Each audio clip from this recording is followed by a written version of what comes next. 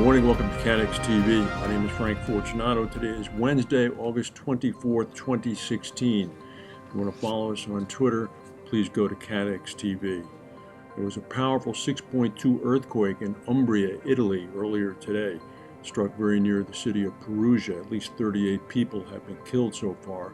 That death toll will probably rise. Dozens of villages in the Perugia region have been destroyed. The town of Amatrice seems to be the epicenter of the earthquake strike. According to the mayor, half of the town is gone. There are people under the rubble. There has been a landslide and a bridge may collapse. A number of other towns were also very hard hit in the area. There have been a series of aftershocks, including one with a magnitude as high as 5.5. The European community, the German chancellor, and the French president have promised assistance. There was also a significant earthquake in Myanmar several hours ago. The country formerly known as Burma sustained a powerful quake with a magnitude of 6.8. It was about 15 miles west of the city of Chalk, an area west of the ancient capital of Bagan. In the capital of Yangon, or Rangoon, residents rushed out of tall buildings. There were no immediate reports of serious damage in Rangoon. The quake was also felt in half a dozen neighboring states, including India, where people rushed out of offices and homes in several places. Ascot, the Lloyd's syndicate and insurer, is apparently for sale. The company, which is owned by management and partly owned by American International Group, has put itself up for sale. It's retained the investment advisor Macquarie to advise management. According to the Wall Street Journal now, it's being confirmed by a number of other sources. The Canadian Pension Plan Investment Board, Canada's largest pension fund, which has a significant stake in NStar, is emerging as the likely buyer. According to the Insurance Insider now, discussion of a sale price in the $900 million U.S. range is being discussed between the two parties. So this deal may come to fruition relatively quickly if they're already at this stage. We've been talking about the prospective heat wave coming to Western Europe. Well, apparently it's here. The warm air that's moving across Western Europe from North Africa has forced the temperatures to rise dramatically. In Paris, the temperatures are in the 90s today, tomorrow, and throughout the remainder of the week.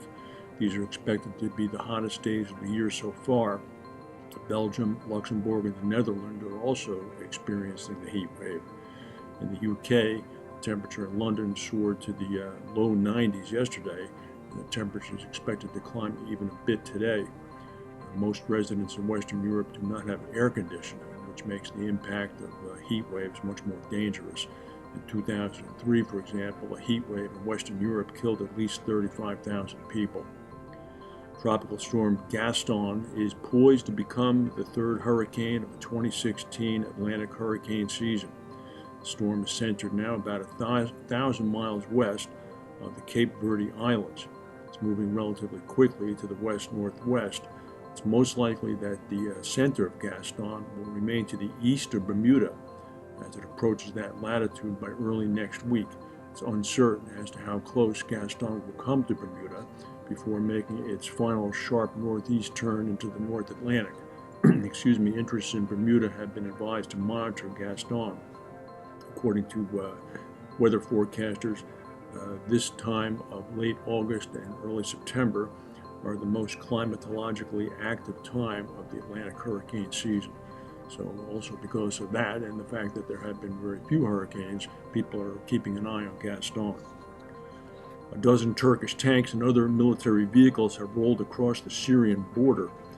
Military sources say that the Turkish military have targeted 60 targets in the Jarablus area, which have been destroyed so far by artillery and rocket strikes, as well as 12 more by airstrikes.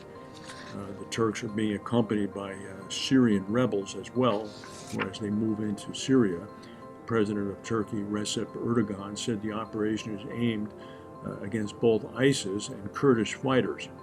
In another development, in Istanbul, the main city of Turkey, counterterrorism police have launched dawn raids targeting ISIS suspects in Istanbul. And we knew this was going to happen, but here it is.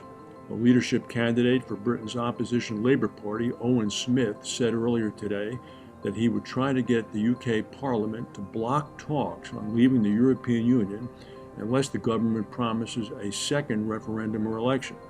Back on June 23rd, 52% of Britons voted to leave the EU, but according to Mr. Smith, some electors were duped into backing the Brexit campaign and may think twice due to signs that Britain's economy could slow since the vote. Prime Minister Theresa May has said she will wait until next year to trigger Article 50, which is the formal clause by which a country leaves the EU, but it's unclear if that process can be begun without a parliamentary vote.